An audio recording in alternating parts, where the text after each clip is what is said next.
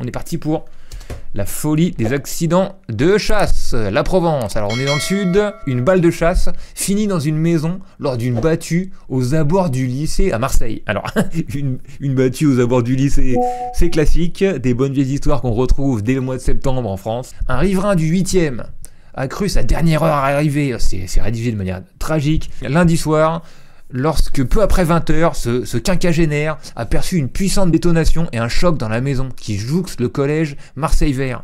Une balle venait de traverser ses volets pour finir sa course dans un mur de logement. L'homme, heureusement indemne, a immédiatement appelé la police. Il s'agissait bien d'une balle perdue, mais elle était sans lien avec une nouvelle fusillade. Les fonctionnaires ont rapidement fait le lien avec une battue au sanglier qui se déroulait à quelques dizaines de mètres de là. Aussi dangereux que tous les trafiquants de cam, de coke et de crack de Marseille. Ce septuagénaire venait d'abattre un animal, mais la balle du 8x57 JS, c'est des grosses bastos quoi, d'accord, ok. Un calibre courant en battue a ricoché. Le genre d'armes qu'ils utilisent, qui peuvent transpercer des animaux quand même qui ont la peau dure, hein, comme des sangliers, et quand même ricocher, et même après un sanglier et un ricochet, ça peut finir et faire un trou à travers un volet aussi. Genre combien d'obstacles peut passer des bastos de chasseurs, c'est quand même extraordinaire, hein. C'est quand même impressionnant, hein. Je sais pas si vous avez vu le film L'Arme Fatale, il y a le 1, 2, le 3, et il y en a un des 3 où tout se tourne autour de, il y a des terroristes ou des gangsters qui ont inventé une balle tueuse de flics, et en fait c'est la seule balle qui a été mise au point par des labos de terroristes ou quoi, où ça transperce le Kevlar des flics, et donc on voit au début, ils tuent un flic comme ça, à travers son Kevlar, son gilet pare-balles, et ils font « Non, Johnny !»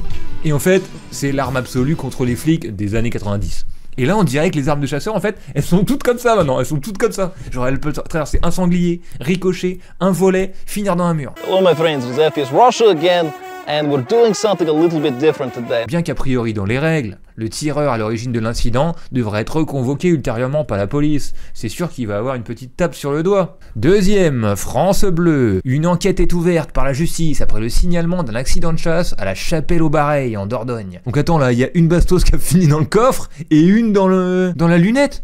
Cet habitant de la Chapelle rentrait chez lui lorsque la lunette arrière a explosé. Sylvia, une habitante de la Chapelle-au-Bareil, en Dordogne, a publié sur son groupe Facebook la photo de la voiture de son compagnon.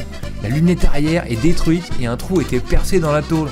Selon elle, il a été victime d'un tir accidentel de chasse ce dimanche en fin de matinée au volant de sa Peugeot 307, mais n'a pas été blessé. La balle du fusil a traversé la tôle du coffre, puis la banquette arrière avant de se loger dans le siège passager de la voiture. Il était au volant le mec. Oh, c'est encore passé à 2 doigts d'un assassinat du mec quoi. Genre s'il avait amené, je sais pas moi, sa fille à l'école, elle était morte. Incroyable comment ce genre de bastos peuvent tout transpercer. C'est dingue, ça devrait être interdit.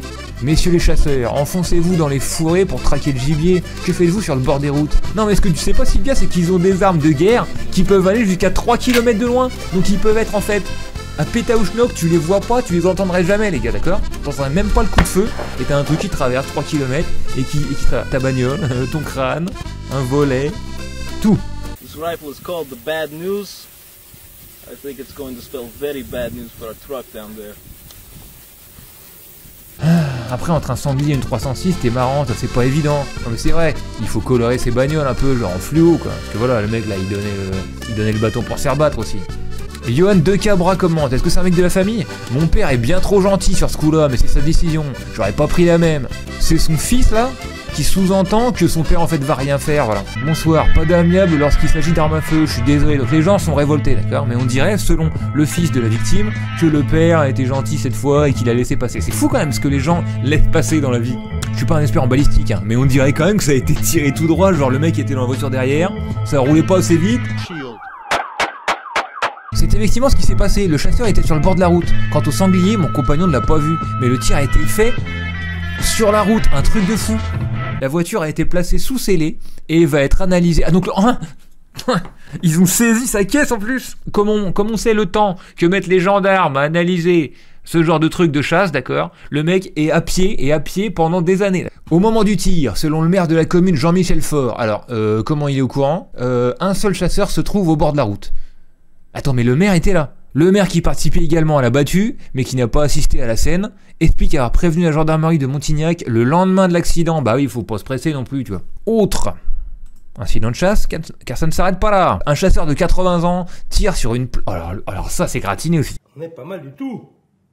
Un chasseur de 80 ans tire sur une place où se déroulait un vide-grenier et fait 2 blessés, let's go.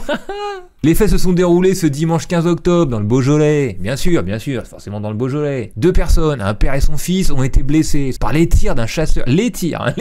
Il a canardé dans la brocante qui se trouvait à proximité. Selon Le Progrès, une bourse aux jouets, vêtements et puériculture se tenait ce dimanche sur la place de l'école, lorsque des tirs ont été entendus par les participants. Il a tiré sur un sanglier empaillé en vente, c'est sûr.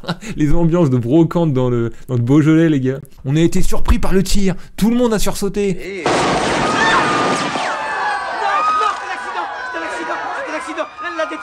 Le chasseur se trouvait à 2 mètres du City Stade et quoi? Oh. Aucune excuse, encore une fois. Après, il était peut-être dos au City Stade. Le tireur a été identifié. Il s'agissait d'un chasseur de 80 ans qui a été entendu par la brigade de gendarmerie de Villefranche-sur-Saône. Donc voilà, bienvenue dans la France du général de Gaulle. Enfin, non, d'Emmanuel Macron, quoi. Peu importe, ça n'a pas tellement changé. Où des vieux de 80 ans tirent dans la brocante et font 2 blessés.